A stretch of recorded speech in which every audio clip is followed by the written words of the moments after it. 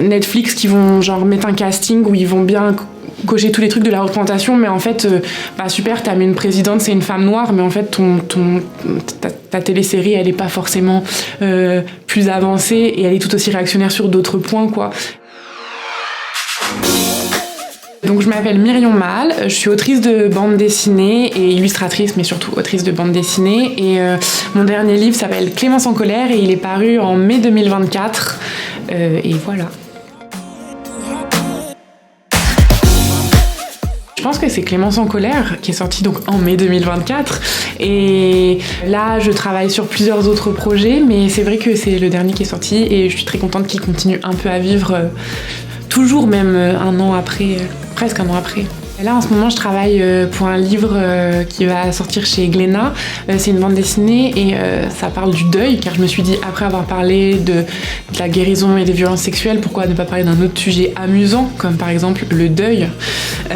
Et donc ça raconte l'histoire de 4 amies qui essayent de traverser le deuil d'un autre ami qui est décédé quelques années plus tôt, et notamment une d'entre elles qui dit qu'elle a vu son fantôme. Et donc j'aime bien parce que c'est un peu mélanger un truc extrêmement banal et quotidien avec un petit élément un peu fantastique.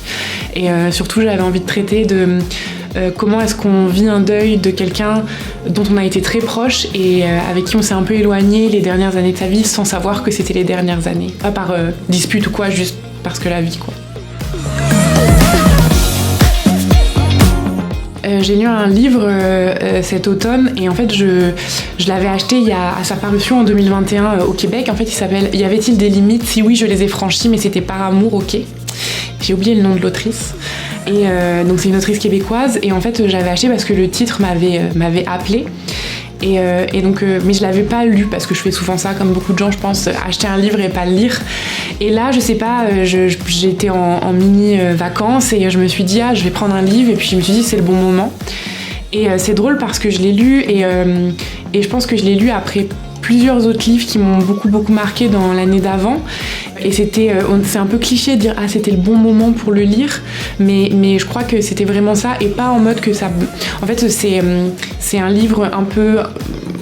C'est pas vraiment. Enfin, c'est de la poésie, mais en même temps, c'est de la prose aussi. C'est pas un roman, c'est pas de l'autobio, mais un peu. Et en gros, l'autrice, elle raconte. En fait, elle raconte notamment un épisode amoureux qu'elle a vécu en tant que jeune adulte, mais avec le passé d'avoir été abusée enfant. Et en fait, elle n'en parle pas du tout comme...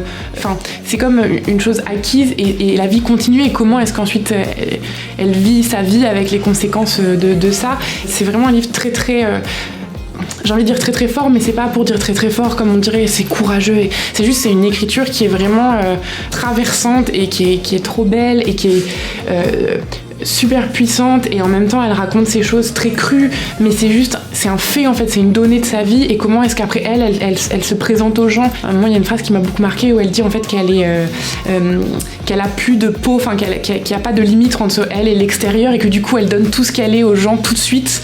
Je pense que je l'ai lu en 2 heures et ça m'a happée, ça m'a complètement absorbée, et j'ai trouvé que c'était un très grand livre, et il est sorti aussi en France au Nouvel Attila, je crois, il a été publié. Donc voilà, c'est vraiment un magnifique livre. Et d'ailleurs c'est drôle parce que mon coup de cœur juste avant, c'est La version qui n'intéresse personne de Emmanuel Pierrot, qui est aussi un livre d'une autrice québécoise, et il y a vraiment plein d'excellents et d'excellentes autrices et auteurs au Québec, et là je suis contente de voir qu'ils arrivent un peu en France aussi, parce que c'est des œuvres vraiment renversantes et puissantes.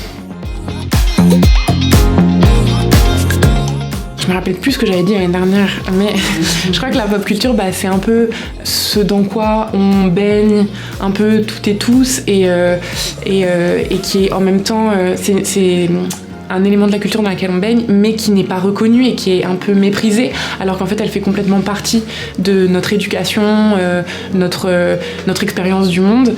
Je peux voir le lien avec les femmes, dans le sens où c'est exactement la même chose. En fait, on va mépriser ces parties-là, ces morceaux de l'existence, alors qu'en fait ça fait complètement partie de nous et de comment on expérimente la vie. Et voilà, et je pense qu'il y a un truc avec la pop culture où c'est vu comme divertissement pur et simple et qui a aucune valeur scientifique ou sociologique, et alors qu'en fait pas du tout. Et en même temps c'est aussi un peu le piège où des fois au contraire on va donner on